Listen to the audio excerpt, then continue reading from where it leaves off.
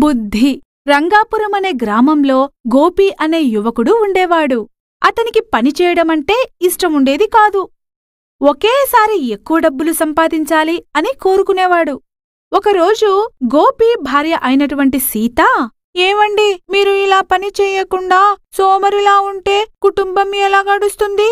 భవిష్యత్తు చాలా కష్టంగా ఉంటుంది. అందుకే ఏదైనా పని చెయ్యండి. చూడు, ఎప్పుడు ఏం చెయ్యాలో నాకు బాగా తెలుసు. ఈ చిల్లర కోసం రోజూ ఒళ్ళు హోనం చేసుకోలేను. నేను ఏదైనా చేస్తే లక్షలు రావాలి అని చెప్పాడు. దాంతో సీత ఏం చేయలేకుండా ఉండిపోయింది. సీత చిన్ని చిన్ని పనులు చేసుకుంటూ కుటుంబాన్ని పోషిస్తూ ఉండేది. ఒకరోజు ఆ ఊళ్ళో ఒక స్వామీజీ, 2 శిష్యులు వచ్చారు. ఆ స్వామీజీ లంకబిందెలు, గుప్తనిధులు గుర్తించడంలో ప్రసిద్ధుడు అని ఊరంతా చెప్పుకోసాగారు.